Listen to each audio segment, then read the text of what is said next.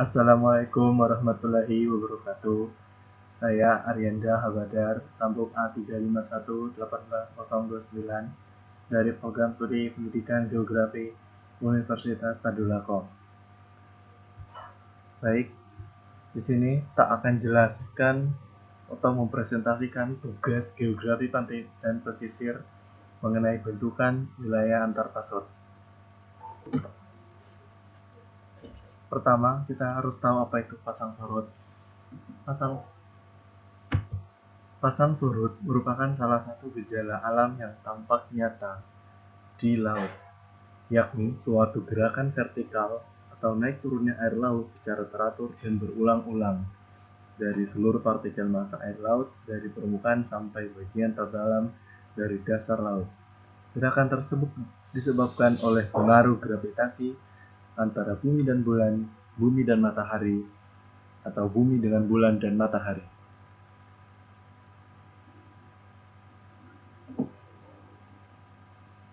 Di sini, pasang surut air laut merupakan hasil dari gaya tarik gravitasi dan efek sentrifugal, yakni dorongan ke arah laut pusat rotasi.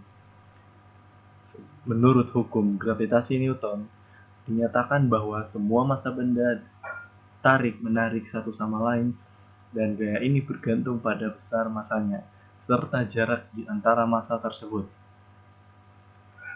Di sini ada 3 jenis gravitasi. Ada 3 jenis pasang surut. Ada pasang surut semidiurnal, pasang surut mixed semidiurnal, dan pasang surut diurnal. Merupakan gaya tarik-menarik yang berbeda dilihat dari tingkat gravitasinya. Kemudian ada bentukan wilayah antar pasut yang akan dijelaskan ada 5 bagian. Ada mangrove, arch, lautan pasut, delta, dan gizeh. Pertama, kita akan menjelaskan mangrove. Mangrove merupakan ekosistem dari tumbuhan seperti bakau, Rhizopora, Bruguiera, Cerops, Lumicera, dan lain-lain. Mangrove merupakan ekosistem yang hidup di wilayah pantai dan hidup di atas tanah lumpur aluvial di daerah pantai atau muara sungai yang dipengaruhi pasang surut air laut. Fungsi dari mangrove sendiri untuk menahan tingginya arus pasang surut agar tidak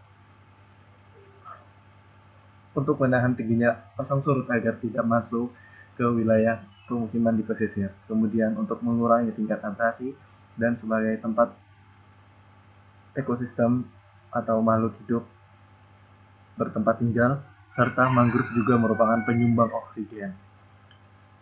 Kemudian ada arch. Arch merupakan sebuah terobosan gua hingga sampai kedua sisi tebing. Ialah batuan berlubang tembus yang disebabkan oleh kikisan gelombang laut tersusun dari batuan yang lunak. Jadi arch ini seperti sebuah jembatan di pesisir pantai, di mana orang-orang biasa mengambil swap foto di sini, sehingga arch ini merupakan bentukan alam yang sangat indah untuk dilihat, apalagi di saat air pasang. Kemudian ada rataan pasut. Rataan pasut yaitu bentuk deposisional yang luas, terdiri dari material lumpur terbentuk oleh tenaga pasang surut air laut. Rataan pasang surut banyak dijumpai pada laguna atau wilayah estuaria pasang surut. Dilihat dari gambar, rataan pasang surut ini sebuah pasang surut yang terjadi secara rata atau tidak menimbulkan ombak yang besar, sehingga penyebutannya disebut rataan pasang surut. Kemudian ada delta. Merupakan endapan sungai di pantai yang berbentuk segitiga dan cembung ke arah laut. Delta adalah suatu bentuk daratan yang menjorok keluar garis pantai. Terbentuk saat air sungai masuk ke laut dengan banyaknya suplai sedimen yang dibawa air sungai lebih cepat dibanding dengan pendistribusian oleh proses-proses laut.